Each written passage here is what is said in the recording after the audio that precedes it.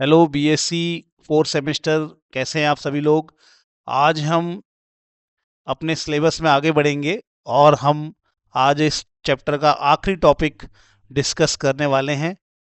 हम ये सारी चीज़ें पढ़ चुके हैं, ठीक है। हम इन सब चीज़ों को प्रीवियस वीडियोस में, प्रीवियस लेक्चर में देख चुके हैं। Role of solvent, strength of acid and base, इसको डिस्कस कर चुके हैं।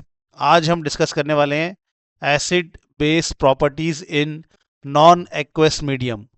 नॉन एक्वस मीडियम में एसिड बेस की प्रॉपर्टी को हम डिस्कस करने वाले हैं, ठीक है। ये एक बहुत ही इम्पॉर्टेंट टॉपिक है और इसका महत्व क्या है इसको हम समझते हैं, देखते हैं। तो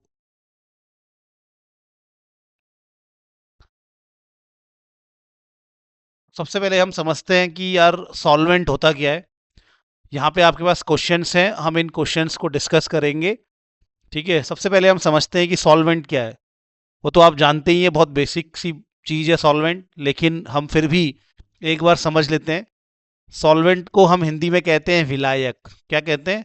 विलायक। तो सॉल्वेंट मतलब हो गया विलायक, ठीक है। तो ऐसा कोई भी सब्सटेंस, ठीक, जिसमें हम किसी चीज़ को डिसॉल्व करते हैं, ऐसा कोई भी लिक्विड जिसमें हम किसी चीज़ को घोलते हैं, उसको हम क्या कहते हैं? सॉल्वेंट कहते हैं। तो ये तो बहुत बेसिक सी डेफिनेशन है। ऐसा कोई भी लिक्विड जिसमें हम किसी चीज को क्या करते हैं? घोल रहे होते हैं, उसको हम क्या कहते हैं? सॉल्वेंट कहते हैं, ठीक है। जो ये सॉल्वेंट होता है ये बहुत इंपॉर्टेंट होता है। सॉल्वेंट बहुत क्या है? बहुत इंपॉर्टेंट है, ठीक है। सॉल्वेंट बहुत इंपॉर्टेंट है। क्यों है इंपॉर्टेंट? क्योंकि सॉल्वेंट हमें बताता है कि अगर हमारे पास बहुत सारे एसिड्स होंगे, जैसे acid A, acid B, acid C है, तो सॉल्वेंट हमें बताएगा कि ये तीनों एसिड में से स्ट्रॉन्ग एसिड कौन सा है, वीक एसिड कौन सा है, ठीक है। तो ये सॉल्वेंट तय करता है, ओके। तो सॉल्वेंट का ये रोल होता है कि वो एसिड को या बेस को, दोनों में से हम कुछ भी ले सकते हैं। तो सॉल्वेंट एसिड या बेस दोनों में ही ये बताता है हमें कि कौन सा एसिड स्ट्रांग होगा और कौन सा एसिड हमारा वीक होगा, ठीक है। या कौन सा बेस स्ट्रांग होगा, कौन सा बेस हमारा वीक होगा, ये सॉल्वेंट तय करता है। अभी सॉल्वेंट हमारे पास दो टाइप के होते हैं। एक सॉल्वेंट होता है जिसको हम कहते हैं एक्वस सॉल्वेंट। तो सॉल्वेंट हमारे पास कितने टाइप के होते हैं बच्चों? सॉल्वेंट हमारे पास दो प्रकार के होते हैं। कितने प्रकार के होते हैं? दो प्रकार के होते हैं। इनमें एक सॉल्वेंट होता है हमारा एक्वस सॉल्वेंट। क्या होता है? Aqueous solvent. तो एक सॉल्वेंट हमारे पास होता है एक्वस सॉल्वेंट। एक्वस सॉल्वेंट यानी कि पानी। तो अगर पानी कहीं पर सॉल्वेंट की तरह काम कर रहा है, पानी अगर कहीं पर विलायक की तरह हमने लिया है, तो फिर हम उसको कहते हैं एक्वस सॉल्वेंट, ओके। तो एक्वस सॉल्वेंट वो है जहां वाटर एक हमारा क्या है? हमारा एक विलायक है। वाटर हमारा एक सॉल्वेंट है, उसको हम एक्वस सॉल्वेंट कहते हैं। दूसरा सॉल्वेंट होता है नॉन एक्वस सॉल्वेंट, ठीक है। तो दूसरा सॉल्वेंट क्या है? Non aqueous solvent. Non aqueous solvent यानी कि जहां पर वाटर नहीं होगा। तो एक ऐसा सॉल्वेंट जहां वाटर ना हो, उसको हम कहते हैं नॉन एक्वस। नॉन मतलब नहीं, एक्वस मतलब वाटर। तो अगर हमारा सॉल्वेंट में वाटर नहीं है, तो फिर ऐसे सॉल्वेंट को हम क्या कहते हैं? नॉन एक्वस सॉल्वेंट कहते हैं, ठीक है। तो नॉन एक्वस सॉल्वेंट की परिभाषा यहाँ पे लिखी है, देखो। What is non aqueous solvent? Right some example. ये एग्जाम में क्वेश्चन आएगा, ये आ सकता है एग्जाम में क्वेश्चन। तो नॉन एक्वस सॉल्वेंट क्या होते हैं? एनी सॉल्वेंट, देखिए परिभाषा देखिए, any solvent other than water. कोई भी सॉल्वेंट होगा लेकिन पानी नहीं होना चाहिए, is called non aqueous solvent. Non aqueous solvent क्या क्या हो सकते हैं हमारे पास? Example 1 liquid ammonia, example 2 acetic acid, example 3 benzene, example 4 carbon tetrachloride, example 5 ethanol. Ethanol भी नॉन एक्वस सॉल्वेंट है। Example 6 sulphuric acid. तो ये सब के सब हमारे पास क्या है? नॉन एक्वस सॉल्वेंट है। तो फिर से एक बार डेफिनेशन देख लीजिए। डेफिनेशन है कि नॉन एक्वस सॉल्वेंट क्या है? नॉन एक्वस सॉल्वेंट ऐसे सॉल्वेंट होते हैं जहां पर हमारा पानी सॉल्वेंट ना हो, जहां पे पानी के अलावा कोई भी दूसरी चीज सॉल्वेंट की तरह काम करे उसको हम कहते हैं नॉन एक्वस सॉल्वेंट। और नॉन एक्वस सॉल्वेंट के एग्जाम्पल में आप लिक्विड अमोनिया और एसिटिक एसिड को अच्छे से याद करेंगे। ठीक है, अब आते हैं हम आगे। अब अगर हमारे पास सॉल्वेंट वाटर हुआ तो क्या होगा? अगर सॉल्वेंट वाटर है तो वो डिफरेंट टाइप के एसिड्स को, ठीक है, या डिफरेंट टाइप के बेस को कैसे, कौन स्ट्रांग है कौन वीक है, कैसे तय करता है उसको देखेंगे। तो अगर वाटर हमारा, अगर सॉल्वेंट क्या है हमारा, वाटर है, और उस वाटर में हम क्या करें, वो वाटर हमारा, इस ये जो हमारा सॉल्वेंट वाटर है, तो ये कैसे हमारे डिफरेंट एसिड्स को, कौन स्ट्रांग है कौन वीक है, या कैसे हमारे डिफरेंट बेस को, कौन स्ट्रांग है कौन वीक बेस है, कैसे तय करता है, इसको हम देखेंगे सबसे पहले। और फिर हम क्या करेंगे, हम एक नॉन एक्वस सॉल्वेंट लेंगे। हम एक क्या करेंगे, नॉन एक्वस सॉल्वेंट लेंगे, नॉन एक्वस सॉल्वेंट लेंगे। और इस नॉन एक्वस सॉल्वेंट में समझेंगे कि अगर हम 2-3 भिन्न भिन्न प्रकार के एसिड इसमें डालें तो ये कैसे तय करेगा कि कौन सा एसिड स्ट्रांग होगा कौन सा एसिड वीक होगा, या बेस के बारे में भी वही बात हम पढ़ेंगे। ठीक है, तो चलिए चलते हैं हम सबसे पहले तो एक्वस सॉल्वेंट में हम डिफरेंट एसिड्स को देखते हैं। चलिए, तो एक्वस सॉल्वेंट में हम डिफरेंट एसिड्स को देखेंगे। ठीक है, तो यहां पर हमें एक बहुत ही इंपॉर्टेंट इफेक्ट देखने को मिलता है जिसको कहते हैं लेवलिंग इफेक्ट। ठीक है, लेवलिंग इफेक्ट हमारा हमें एक्वस सॉल्वेंट में देखने को मिलता है। ठीक है, अच्छे से याद कर लो, खासकर हमारा जो एक्वस सॉल्वेंट है उसमें हमें एक बहुत ही शानदार इफेक्ट देखने को मिलता है जिसका नाम है लेवलिंग इफेक्ट। अभी ये क्या है उसको समझते हैं। तो अभी हम पढ़ क्या रहे हैं पहले उसको आप एक बार ढंग से समझ लो। हम पढ़ रहे हैं कि अगर हमारे पास पानी हो और इस पानी में हम अगर 3 डिफरेंट एसिड्स को डालें, ये पानी हो और पानी के अंदर अगर हम 3 डिफरेंट एसिड्स डालें, ठीक है, तो हमने क्या करा है, हमने यहाँ पे तीन कंटेनर में पानी लिया हुआ है। ठीक है, इन तीनों में पानी भर दिया हमने, और तीनों में हम एक में डाल रहे हैं सल्फ्यूरिक एसिड, एक में डाल रहे हैं हम HCl, एक में डाल रहे हैं हम नाइट्रिक एसिड। ठीक है, तो ये हम क्या कर रहे हैं, 3 एसिड हम यहाँ पे इस पानी के अंदर डाल रहे हैं। तो फिर इनमें, इन तीनों में, सल्फ्यूरिक एसिड, नाइट्रिक एसिड और HCl में, पानी के अंदर जब कोई जाएगा तो कौन स्ट्रांग होगा? स्ट्रांग बोलते कैसे हैं एसिड को? अगर कोई एसिड आपका हाथ जला देगा तो वो स्ट्रांग है? नहीं, ऐसा नहीं है। ठीक है, कोई एसिड अगर बहुत गर्म कर देगा आपके हाथ को जला के तो वो स्ट्रांग है? ऐसा नहीं होता है। एसिड के स्ट्रांग होने का कारण, एसिड को स्ट्रांग तब कहते हैं जब वो पानी में ज्यादा आयनाइज हो जाए, जब वो पानी में क्या हो जाए, या वो सॉल्वेंट में जाकर, अगर कोई एसिड सॉल्वेंट में जाकर, फिर से सुनना, हम यहाँ पे क्या कर रहे हैं, हमने वाटर लिया है, वाटर लिया है, वाटर लिया है, 3 बर्तनों में पानी ले रखा है, और इसमें हम क्या कर रहे हैं, अलग अलग एसिड डाल रहे हैं, और हम ये देखेंगे कि कौन सा एसिड स्ट्रांग है और कौन सा एसिड वीक है, इसको हम देखेंगे। ठीक हो गया। अब यहां पर क्या है, एसिड को स्ट्रांग कहते हैं तो उसका क्या मतलब है? एसिड को स्ट्रांग कहते हैं, इसका मतलब है कि अगर कोई एसिड, भाई जब पानी में जाएगा या सॉल्वेंट में जाएगा तो आयनाइज हो जाएगा, अपने आयन्स बनाएगा, H+ आयन बनाएगा। तो ये एसिड भी पानी में जाएगा तो आयनाइज हो जाएगा, H+ आयन बनाएगा। ये भी पानी में जाके आयनाइज हो जाएगा, H+ आयन बनाएगा। ठीक है, ओके, तो पानी में जाके सबके सब क्या हो जाएंगे, आयनाइज हो जाएंगे। ये सबके सब क्या हो जाएंगे, पानी में जाके आयनाइज हो जाएंगे और आयन्स बनाएंगे। ठीक है, तो कौन सबसे ज्यादा H+ आयन बनाएगा वो स्ट्रॉन्ग एसिड होगा। बस ऐसे होता है, एसिड की स्ट्रेंथ को ऐसे पता करते हैं कि कौन एसिड बहुत ज़्यादा स्ट्रॉन्ग है, उसकी कौन वीक है। इसको हम कैसे डिफाइन करते हैं कि वो एसिड कितना ज़्यादा आयनाइज हो रहा है, पानी में जाकर कितने ज़्यादा H+ आयन बना रहा है, वो स्ट्रॉन्ग होगा। जो कम बनाएगा तो वो वीक होगा। ठीक है, ओके। तो अब हम ये 3 एसिड्स को कंपेयर करते हैं। अब देखिए, इन सभी एसिड्स में, ठीक है, सभी एसिड्स में, चाहे मैं H2SO4 ले लूं, चाहे मैं HCl ले लूं, और चाहे मैं HNO3 ले लूं, ठीक है, इन सभी एसिड से कमजोर एसिड वाटर होता है। ठीक है, वाटर भी एक एसिड होता है ना, वाटर भी H+ छोड़ता है और OH नेगेटिव आयन छोड़ता है। ठीक है, तो जो H+ छोड़ रहा है वो क्या हो गया, एक तरह से एसिड ही हो गया। हाँ ये वैसे न्यूट्रल होता है, लेकिन अभी अगर हम केवल H प्लस आयन की बात करेंगे तो ये भी क्या हो गया, एक तरह से एसिड ही हो गया, ठीक है। तो इन सभी एसिड्स में वाटर सबसे वीक एसिड होता है, ये समझ लो, या न्यूट्रल होता है, ऐसा भी हम कह सकते हैं, ठीक है। तो होता क्या है कि इन सभी में सभी का जो पीएच होता है वाटर से ज्यादा होता है, इन सभी का पीएच क्या होगा, वाटर से ज्यादा होगा, मतलब ये सभी वाटर से स्ट्रॉन्ग एसिड है।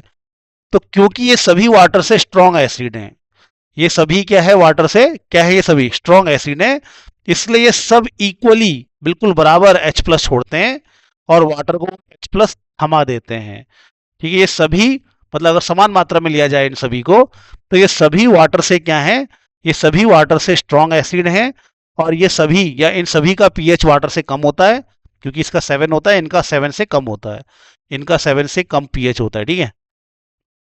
इनका सबका 7 से पीएच क्या होता है, कम होता है। तो ये सभी क्या होते हैं, वाटर से स्ट्रॉन्ग एसिड होते हैं।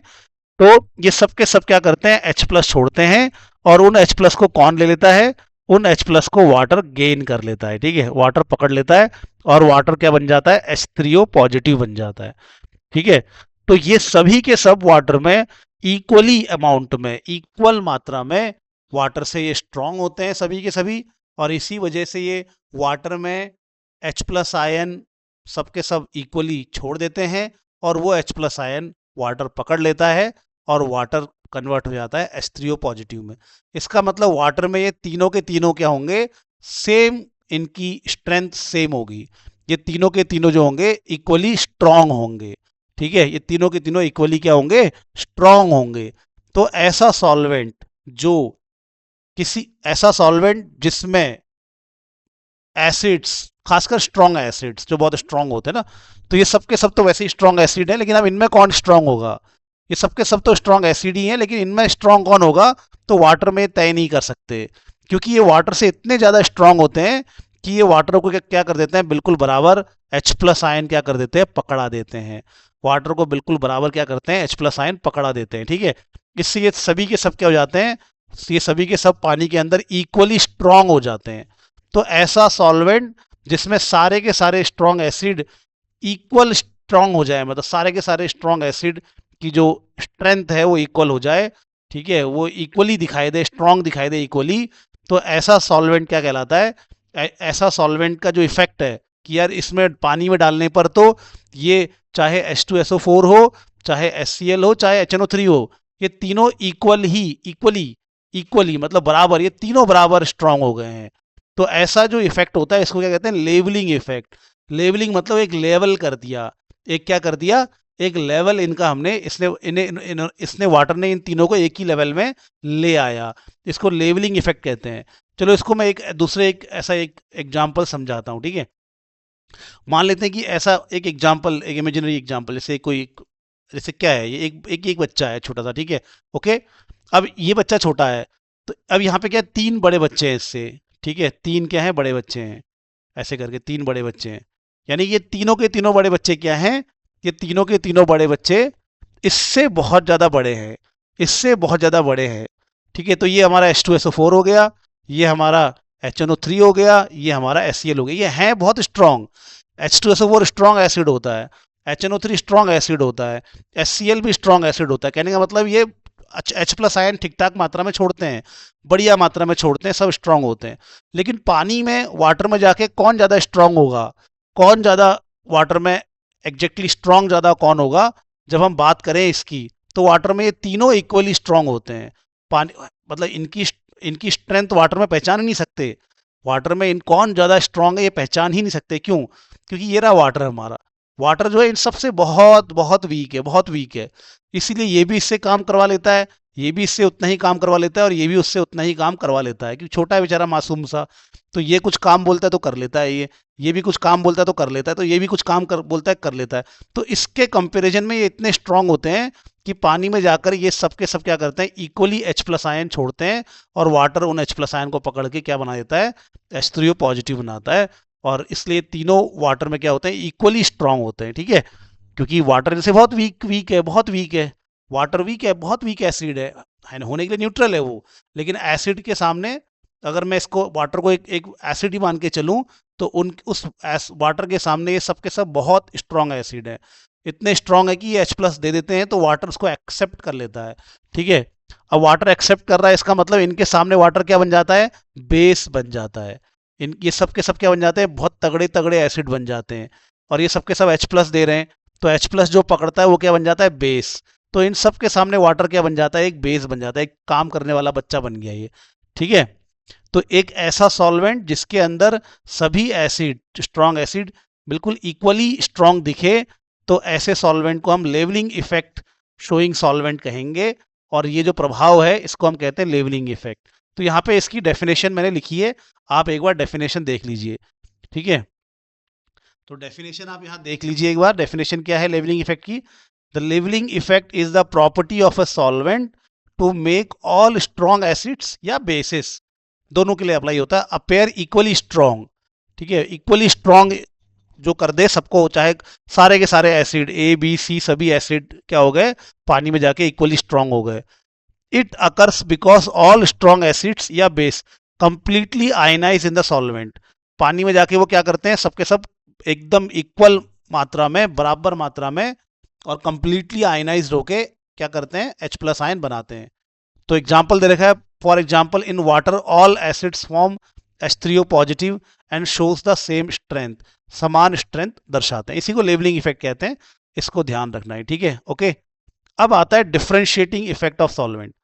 अब अगर आपने क्या करा, एक्वस सॉल्वेंट नहीं लिया, अब हम एक्वस सॉल्वेंट को हटा देते हैं, अब हम पानी नहीं लेते। ठीक है, अब हम क्या करेंगे, पानी नहीं लेंगे। तो अब हम क्या करेंगे, हम करेंगे एक नॉन एक्वस सॉल्वेंट का यूज करेंगे। ठीक है, हम क्या करेंगे, एक नॉन एक्वस सॉल्वेंट यूज करेंगे। अगर हम पानी ना लें और कोई दूसरा सॉल्वेंट लें, नॉन एक्वस सॉल्वेंट लें, तो क्या प्रभाव पड़ेगा। तो नॉन एक्वस सॉल्वेंट यानी कि एक ऐसा सॉल्वेंट जो पानी नहीं होता है, पानी के अलावा कोई दूसरा सॉल्वेंट। अब देखते हैं, अब अगर हम एक नॉन एक्वस सॉल्वेंट लें और उसमें हम डिफरेंट एसिड्स डालें, 3 मैंने स्ट्रॉन्ग तगड़े तगड़े एसिड डाले, वो 3 तगड़े एसिड में कौन सबसे तगड़ा एसिड होगा, अब मालूम चलेगा आपको। नॉन एक्वस सॉल्वेंट बताता है, अगर हम पानी में 3 तगड़े एसिड डालेंगे तो वो तीनों तगड़े एसिड पानी में बिल्कुल एकदम इक्वली स्ट्रांग होंगे, इक्वली तगड़े होंगे, इक्वली स्ट्रांग होंगे, पानी उनको एक लेवल पे ले आता है।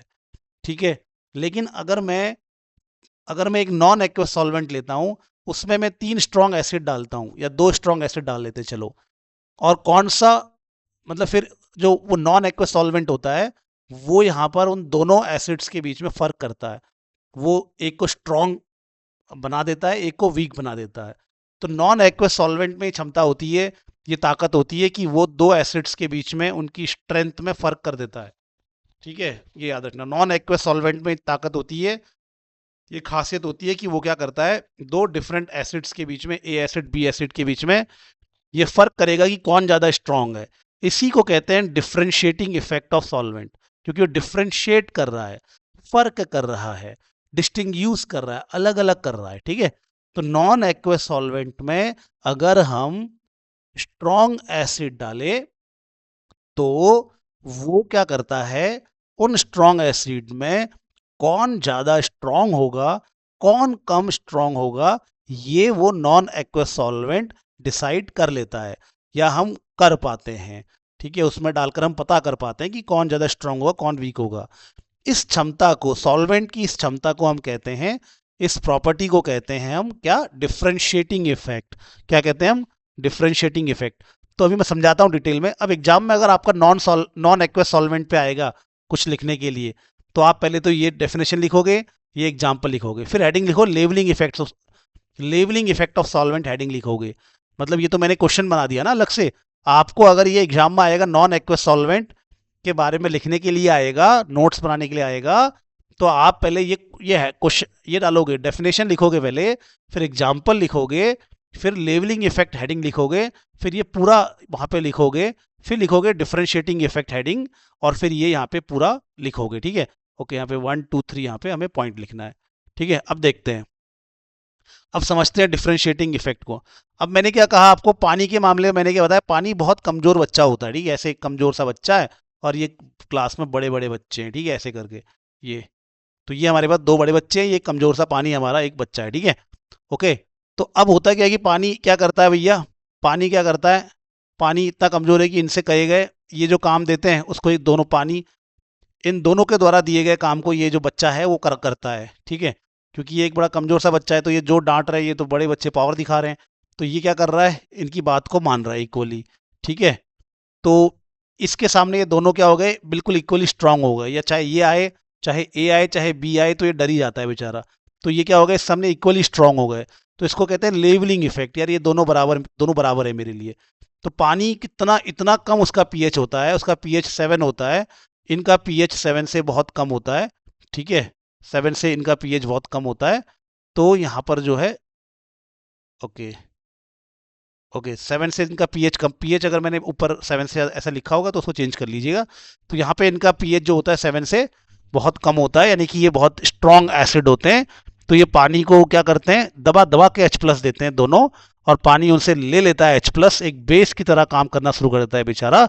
और ये जो है क्या होता है फिर, ये दोनों इसके लिए, पानी के लिए इक्वली स्ट्रॉन्ग एसिड हो जाते हैं। लेकिन अगर मान लो कहानी में ट्विस्ट आ जाए, कहानी में ये ट्विस्ट आ जाए कि बच्चा अब जरा सा, ये ए है और ये बी है, अब बच्चा जरा सा बी के टक्कर का आ गया, ठीक है। तो बच्चा क्या है, बी के टक्कर का आ गया, ये बी एसिड के टक्कर का आ गया।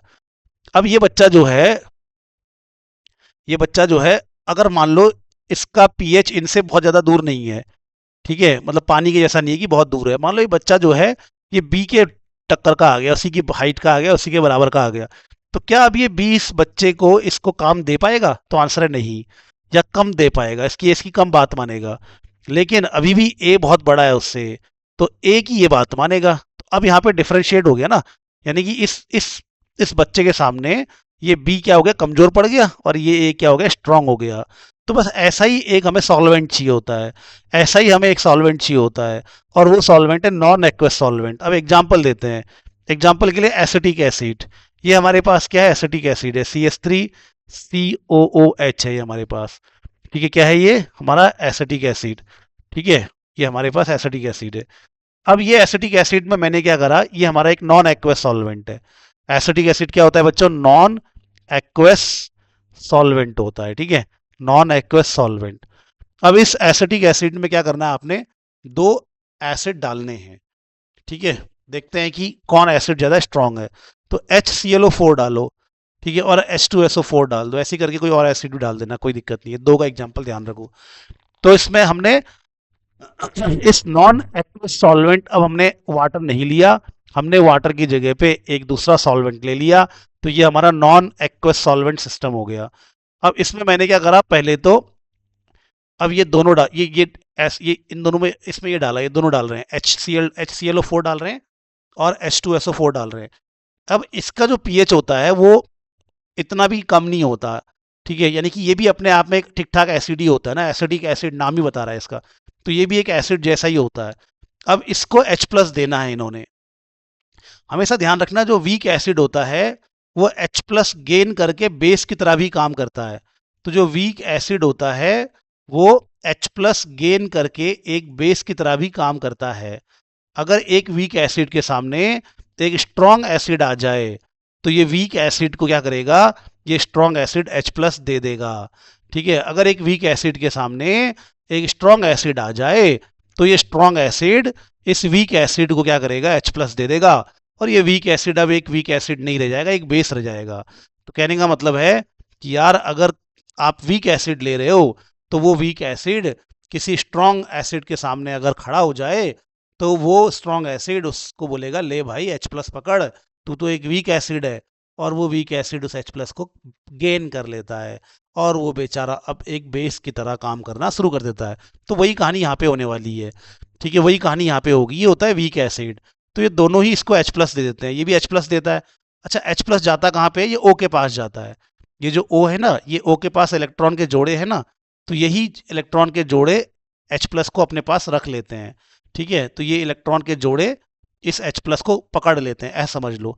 तो ये दोनों क्या करेंगे, H+ छोड़ेंगे, और इस H+ को ये O क्या कर लेगा, पकड़ लेगा, ठीक है। लेकिन ट्विस्ट ये है कि ये जो एसिटिक एसिड है, ये इतना, ये वीक एसिड तो है, लेकिन ये वाटर जैसा नहीं है। मैंने कहा था ना, वाटर एक छोटा बच्चा होता है, और ये बड़े बड़े बच्चे क्या करते हैं, उसको काम करवाते हैं। तो ये दोनों इस वाटर के लिए दोनों बराबर हो गए।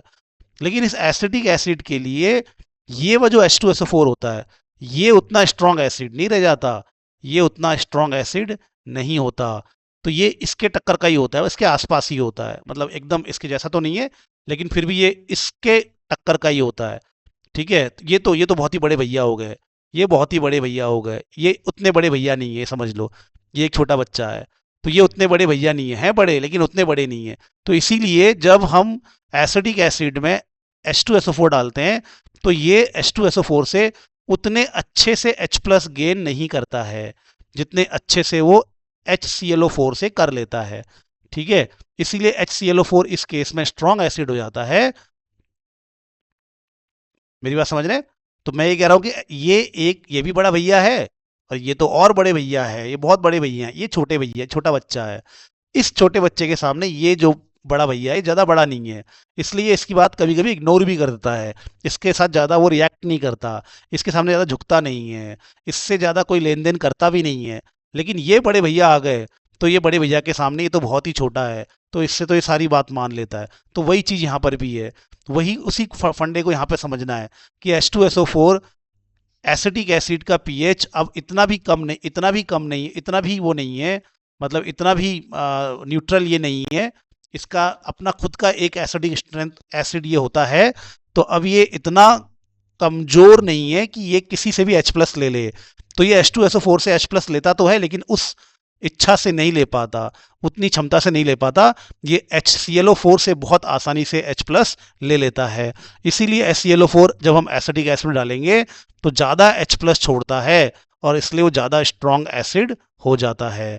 ठीक है, और जबकि H2SO4 को अगर हम इसमें डालें, एसिटिक एसिड में डालें, तो H2SO4 H प्लस को छोड़ता नहीं है, ज़्यादा नहीं छोड़ता, छोड़ता है ज़्यादा नहीं छोड़ता, इसलिए यहाँ पे क्या हो जाता है, वीक एसिड हो जाता है। तो ये एक ऐसा सॉल्वेंट हो गया, ये एक ऐसा सॉल्वेंट हो गया जो इन एसिड्स के बीच में क्या कर रहा है, डिफ्रेंशिएशन कर रहा है। तो ऐसे सॉल्वेंट को क्या कहते हैं, डिफ्रेंशिएटिंग इफेक्ट दिखाने वाला सॉल्वेंट कहते हैं। ठीक है, और ये ज़्यादातर कौन होते हैं, नॉन एक्वस होते हैं। ये कौन होते हैं, नॉन एक्वस। सेम ऐसी बेस का भी आप समझा सकते हैं, फिलहाल के लिए एसिड का ही आपने समझाना है। तो सेम यही बेस की कहानी भी होती है। ठीक है, तो ये क्या हो गया, डिफरेंशिएटिंग इफेक्ट हो गया ये। तो क्या होता है डिफरेंशिएटिंग इफेक्ट, तो differentiating effect is the property of a solvent to distinguish between strength of different acids और बेसिस। डिफरेंट डिफरेंट एसिड्स के बीच में उनकी स्ट्रेंथ में फर्क करने की जो क्षमता होती है किसी सॉल्वेंट की, उसी को डिफरेंशिएटिंग इफेक्ट कहते हैं। यहाँ पर क्यों नहीं कैसे फर्क करता है, क्योंकि यहाँ पर जो एसिड होते हैं या बेस होते हैं वो ठीक से आयनाइज नहीं हो पा रहे होते हैं। ठीक है, जैसे एसिडिक एसिड था, एसिडिक एसिड तो भैया अपने से साइज में सेम सल्फ्यूरिक एसिड से नहीं लेगा H प्लस, नहीं लूंगा भाई तेरे से, क्योंकि मैं तेरे टक्कर का ही हूँ, तेरा काम नहीं करूंगा, ऐसा चलता है। लेकिन और भयंकर वाला एसिड डाल दोगे, HClO4 डाल दोगे, इसकी तो बात माननी पड़ेगी, इससे तो H प्लस लेना पड़ेगा, इसके सामने तो मेरे को बेस बनना पड़ेगा, इसके सामने तो मेरी कोई वो नहीं है, ये तो मेरा भाई जैसा ही है, तो मैं इसके सामने तो बेस नहीं बनूंगा, लेकिन इसके सामने तो बेस बनना पड़ेगा। उस तरह से यहाँ पे चलता है। ठीक है, तो for example acidic acid, in acidic acid different acid show different strength, इसी को क्या कहते हैं, डिफरेंशिएटिंग इफेक्ट्स कहते हैं सॉल्वेंट का। तो ये बेटा बहुत ही इंपॉर्टेंट टॉपिक है। ठीक है, नॉन एक्वस सॉल्वेंट आएगा तो ये पूरा एक पेज आपने ढंग से लिखना है, ढंग से समझाना है। ठीक है, अब हम आपको नेक्स्ट क्लास में मिलते हैं, अब नया चैप्टर शुरू करेंगे अगली क्लास में। ठीक है, हम अगला यूनिट देखते हैं, हो सकता है हम सेकेंड यूनिट डिस्कस करें, या आपका जो सिलेबस का थर्ड या फोर्थ है उसमें से कोई एक यूनिट हम स्टार्ट करेंगे। तब तक अपना ध्यान रखिए, बाय बाय, टेक केयर।